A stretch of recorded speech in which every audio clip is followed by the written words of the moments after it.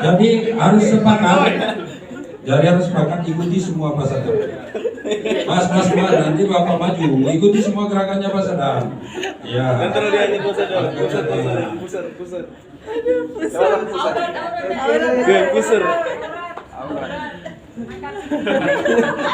Sulawesi Tengah, Kabupaten Parigi Motong.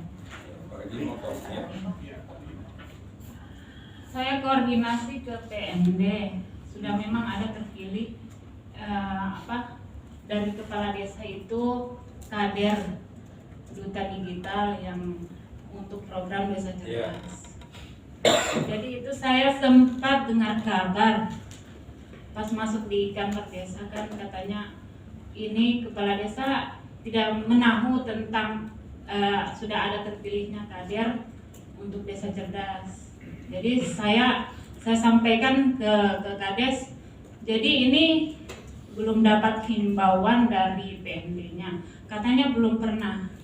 Jadi saya bilang terus ini sudah berjalan selama pemilihan kader ini kan sebelum kita masuk menjadi pendamping duta digital atau masuk ke lapangannya ini yang sudah di SK kan sudah ada SK kader kan sebelumnya sudah 3 bulan per 3 bulan atau 2 bulan ya itu cuman kadesnya sampaikan dia belum lihat karena dia baru menjabat sebagai kades selama kan 2022 kemarin ada kasus untuk desa Loku saya itu penggunaan anggaran dari kepala desa. Jadi pas ada pergantian kepala desa, dia untuk program desa cerdas ini dia belum ada masuk. Iya, saya sudah tangkap. Teman-teman bisa bantu? Siapa tadi? Bapak Sadam Hussein. Ada masyarakat, ada BPD, ada camat, aparat, Badan Periksa, Komisi Pemberantasan Korupsi, KPK, dan aparat penegak hukum. Aparat penegak hukum itu ada 2. Bisa melakukan pemeriksaan langsung kalau ada laporan. Itu APH itu kepolisian dan kejaksaan. Jadi kalau Bapak Ibu melapor langsung ke APH, langsung ditindaklanjuti.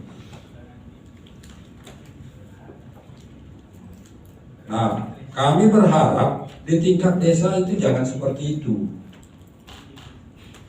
Pemerintah ini harus membuang jauh-jauh stigma bahwa ada balas dendam antar kepala desa yang terpilih dan yang tidak terpilih. Mari kita buang jauh-jauh itu. Yang kami harapkan dari pemerintah adalah kita gunakan mekanisme pengawasan yang benar. Mari kita ambil contoh. Yang pertama, pernah tidak presiden kita itu dilaporkan oleh DPR ke KPK? Atau dilaporkan oleh DPR ke Ombudsman seperti itu? Tidak pernah. Pernah tidak, ya Bapak Ibu sekalian, kalau kasus di kami hanya kepala desanya saja. Nah, kita ingin merubah stigma itu agar fungsi dan peran dan fungsi BPD itu betul-betul kita angkat. Kenapa? Di pusat, kalau terjadi permasalahan tentang kebijakan yang dikeluarkan oleh pemerintah, langsung DPR memanggil untuk hearing. BPD kita tidak. BPD kita hanya menunggu selesainya anggaran, kemudian sikat habis dia. Saya potong telinganya. Peran dan fungsi BPD itu mitra kepala desa untuk melakukan pengawasan internal. Tetapi tidak ini dilakukan. Disengaja. Iya, sudah kades itu melakukan perbuatan curang. Bentar lagi selesai BPD, tembak. Selesai masalahnya. Emang itu persoalan kita Bapak Ibu sekalian. Oh iya, mohon maaf, waktunya kita break. Masyarakat ini dia bisa mencegah kalau ada persoalan. Tadi niat baik kita agar pemerintah desa itu tidak banyak yang masuk ke tali besi. Maka duta digital diharapkan untuk masyarakat jangan dihimbau langsung ke APH. Karena apa? Desa itu dibangun berdasarkan asas kekeluargaan, gotong royong, mengutamakan musyawarah mufakat. Jadi apapun persoalan di desa, maka diselesaikan di tingkat desa. Tetapi kalau tidak bisa selesai, maka ke supra desa, camat, DPD dan inspektorat. Jadi tidak, karena saya sebagai sekretaris DPD itu selalu memanggil kepala desa kalau ada laporan dari masyarakat. 1 kali 24 jam kami panggil. Kenapa Bapak Ibu sekalian? Kalau ini tidak segera ditangani, maka masyarakat menjadi gerah. Ada apa ini? Ada kong kali kong tidak antara kepala desa dan dinas. Begitu juga kami himbau dengan surat bupati kepada camat untuk segera merespon apa yang menjadi keluhan masyarakat. Nah, masuknya ke ranah hukum manakala kita tidak bisa memfasilitasi ini. Masyarakat menjadi gerah, tidak percaya dengan pemerintah, dan mereka mengambil jalan pintas, masukkan ke apa yang dilihat oleh masyarakat. Yang pertama, tata kelola keuangan desanya. Apakah sudah berjalan dengan baik atau tidak? Kemudian ada unsur korupsi atau tidak? Gampang sekali melihat unsur korupsinya. Di dalam APBDes yang dipublikasikan oleh desa, pernah lihat baliho di kantor desa tentang penjabaran APBDes? Itu adalah transparansi yang diwajibkan oleh pemerintah kepada pemerintah desa untuk menginformasikan apa saja kegiatan. Dan panjang sekali itu baliho. Ada kegiatan A, B, C, D sampai Z. Ada di situ kegiatannya. Kalau teman-teman kesulitan mengakses APBDes, potret saja itu dulu. Itu ada baliho di depan kantor desa. Ya, ada pendapatan, ada pembelanjaan dan ada pembiayaan. Itu isinya APBDes. Pendapatan, pembelanjaan dan pembiayaan. Pembiayaan tadi apa yang disampaikan oleh Kades Kaisar tadi? Pembiayaan itu dana yang tidak terpakai menjadi silpa, itu pembiayaan. Kalau pendapatan, pembelanjaan itu itemnya A sampai Z dalam APBDes. Itu yang bisa dikoreksi oleh masyarakat. Duta digital juga bisa ngecek. Karena APBDes-nya jelas, itu sudah tertuang di baliho. Misalnya baliho bangun deker. Dekernya mana? Tanya BPD, dekernya di mana? Dibangun atau tidak, dan seterusnya. Kemudian pembelokan dana, ini sering terjadi ribut di desa. RKPDes sudah jadi, RAB-nya jadi, tetapi apa yang terjadi Bapak Ibu sekalian? Karena di dusun Pak Ican ini, kadesnya kalah dulu. Tahu dengan moral hazardnya, dipindahkan ke dusun Mas siapa namanya? Ada nama di situ. Dayan. Dipindahkan ke dusunnya Mas Dayan. tanpa dilakukan proses perubahan APBDes. Tidak boleh merubah dari dusun Ican ke dusun Dayak tanpa perubahan APBDes, tidak boleh dilakukan. Itu termasuk dengan tindakan pembelokan dana atau anggaran. Kemudian penggunaan cadangan saat darurat, dibuat-buat saat daruratnya, SPD macam-macam, padahal tidak ada kejadian darurat. Kemudian bantuan di luar anggaran, misal Bapak Ibu sekalian, kami DPMD turun ke desa tidak berani makan. Kenapa? Karena ada oknum kades yang menulis. Datang DPMD untuk melakukan monitoring dan evaluasi. Semester 1 kami beri makan ayam goreng, rokok 1 selong. Ini yang repot ini. Ini dia dikategorikan penyelewengan, Bapak Ibu sekalian. Kekurangan anggaran, pengawasan lemah. Kenapa lebih efektif dilakukan oleh masyarakat? Yang pertama, BPD ada keengganan untuk melakukan pengawasan. Kalau salah pemerintah desa, maka di kabupaten kami sekarang, pemerintah desa salah, yang kami panggil bukan desanya, BPD-nya dulu. Karena apa? Tugas dan fungsinya adalah melakukan pengawasan. Terima gaji, gajinya BPD itu 1,7 sampai 2,4 juta sebulan. Terima gaji tidak melakukan apa-apa.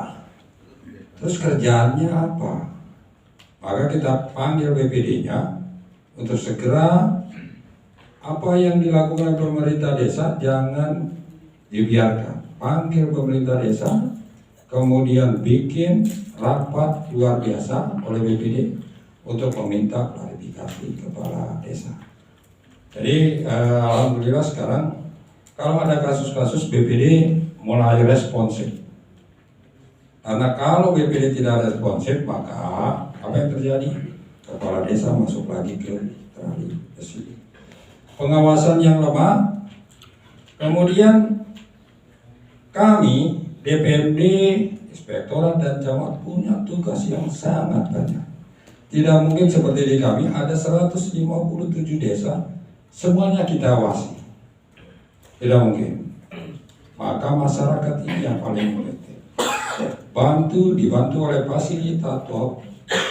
Siapa fasilitatornya? Adalah Duta Digital. Duta Digital ini memfasilitasi masyarakat untuk paling tidak mampu membuat laporan kepada BPD dan dieksekusi oleh BPD dengan memanggil kepala desa. Disinilah ruang kenapa desa itu tidak berdaya sebenarnya, lantaran tugas dan fungsi BPD ini tidak dapat dilaksanakan dengan maksimal. Dibaca di buku teman-teman sekalian. Ini tidak ada di modul. Saya ingin menambahkan kepada teman-teman bahwa kenapa desa menjadi terperiksa,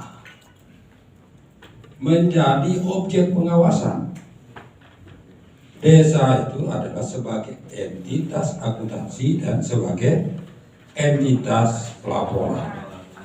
Desa itu sama dengan kementerian, sama dengan kabupaten kota, sama dengan provinsi yang mendapatkan dana transfer dari pemerintah pusat. Hanya mekanisme Bapak Ibu sekalian, pemerintah desa menerima transfer melalui Pemda masing-masing. Jadi Pemda masing-masing ini Bapak Ibu sekalian mentransfer dana, ada dana transfer namanya klasifikasi itu ADD, terus dana transfer itu pendapatan desa yang kita jelaskan kemarin.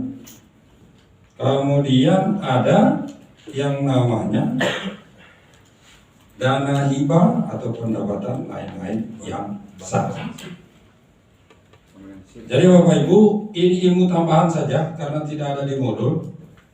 Dia sebagai entitas akuntansi, maka desa itu wajib, ya, dia Bapak Ibu sekalian mengelola anggaran dengan baik dan membukukan itu dengan jelas. Maka harus menjadi bagian entitas akuntansi dan diawasi.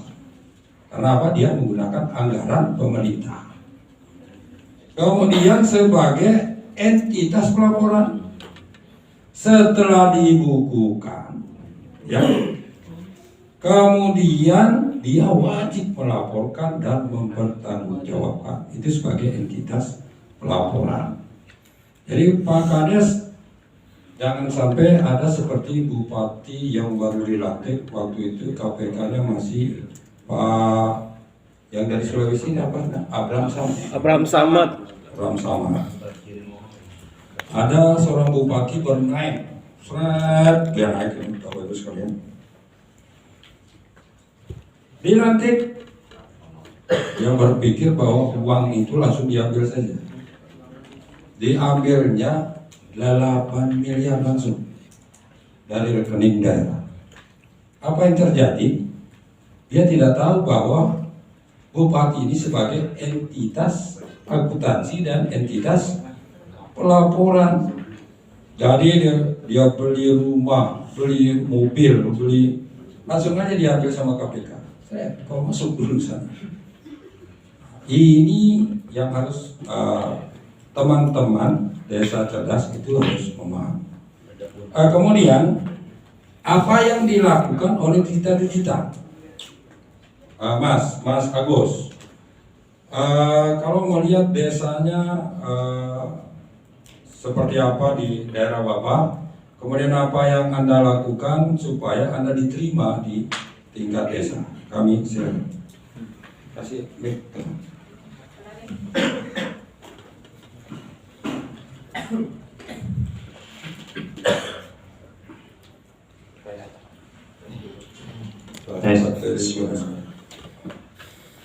Terima kasih Pak atas waktunya.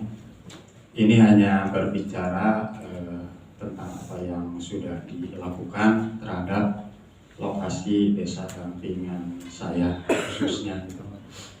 Apa yang saya lakukan ketika masuk ke desa, yang paling pasti bagi saya ketika masuk ke desa itu yang paling utama bagaimana membangun satu kedekatan secara emosional terutama dengan pihak kepala desa.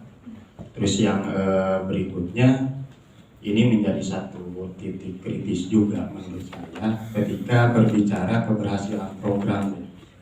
Jadi di desa itu ada dua pelaku yang menjadi titik utama dan titik kritis yang perlu dijadikan satu mapping awal. Pertama kepala desa, kedua kader. Ketika berbicara kepala desa ya sudah pasti karena binaan kita adalah desa.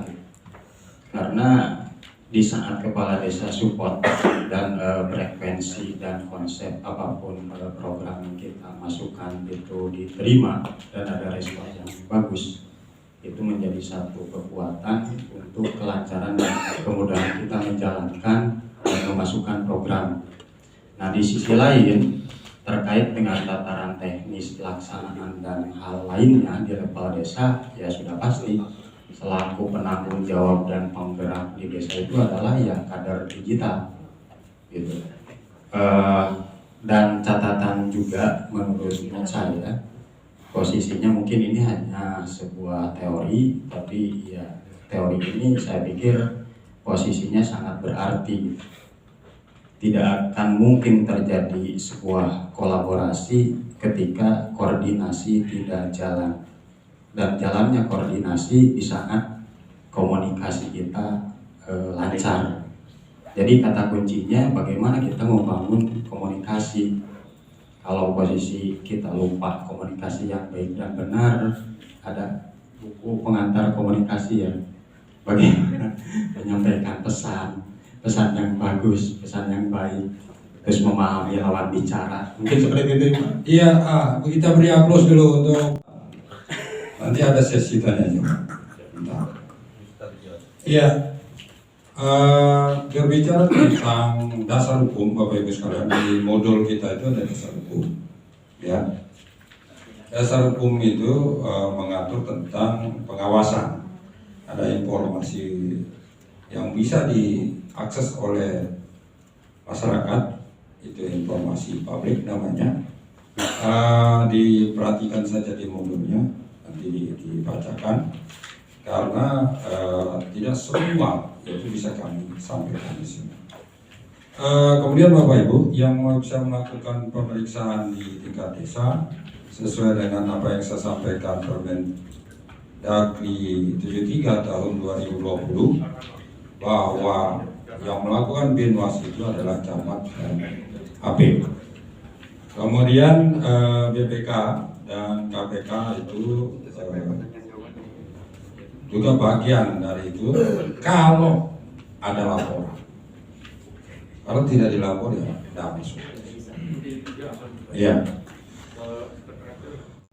Kolaborasi, terlebih dahulu dilakukan koordinasi dan komunikasi agar ada keterikatan kita dengan desa.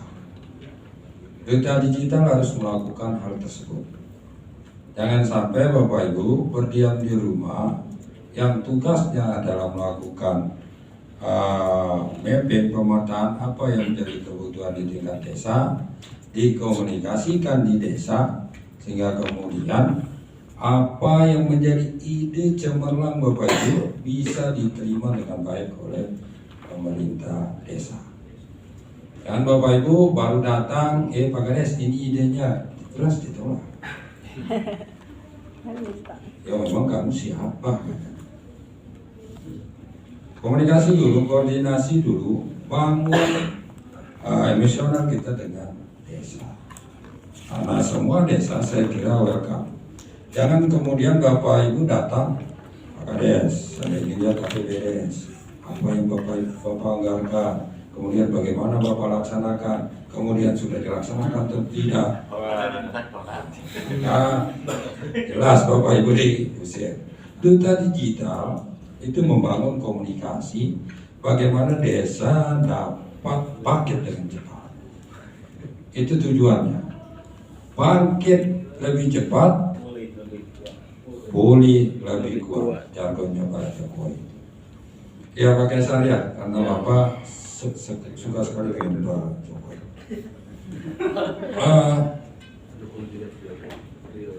3 periode. Mendukung 3 periode asal. Ya Bapak Ibu, monitoring apa yang saya sampaikan tadi dalam melakukan pengawasan, kita melakukan 2, yaitu monitoring dan evaluasi. Monitoring dilakukan sebelum kegiatan berakhir. Evaluasi dilakukan setelah kegiatan berakhir. Itu bedanya. Kita monitoring untuk dana desa itu dikenal 2 kali monitoring. Yang pertama semester 1 dan semester 2 atau berakhir masa sebelum dilakukan evaluasi. Artinya pada Desember Bapak Ibu sekalian sudah melakukan evaluasi monitoring akhir. Di monitoring yang pertama Bapak Ibu akan melihat nanti DPMD turun melakukan pembinaan terhadap kegiatan yang telah dilaksanakan pada semester 1. Itu pendamping desa juga ikut. Pendamping desa juga ikut. Duta Digital berkoordinasi dengan DPMD kapan akan dilakukan monitoring tahap 1. Akan kelihatan nanti.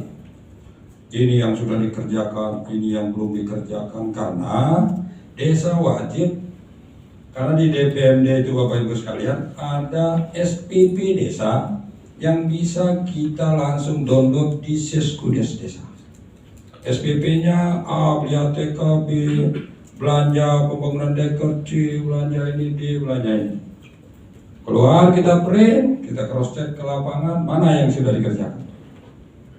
Kalau tidak dicairkan, tidak diselesaikan semester 1, maka tidak akan dicairkan untuk dana ADD semester 2. Dana desa yang dana transfer dari pusat tetap masuk ke rekening desa melalui Pemda, itu tidak bisa diada.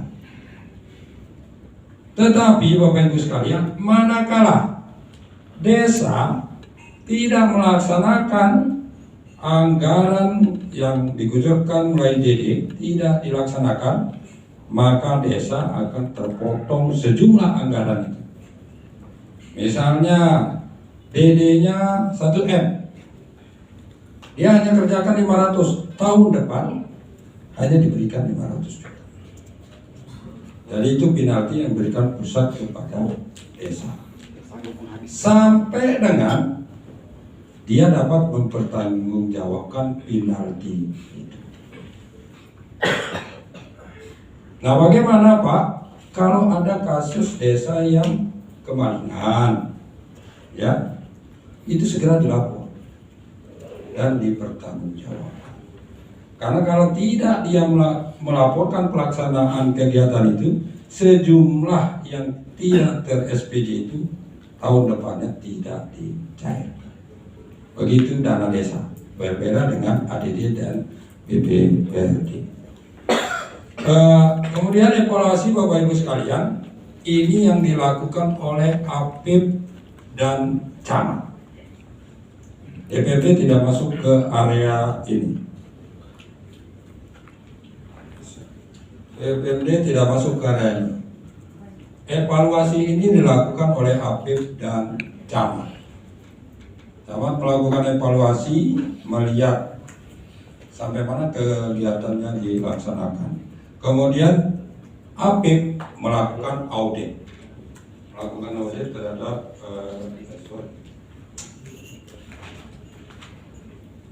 melakukan audit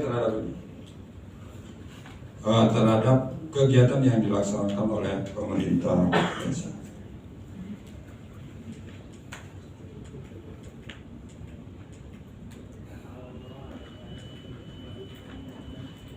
Nah, apa yang disampaikan tadi Bapak Ibu sekalian oleh Pak Agus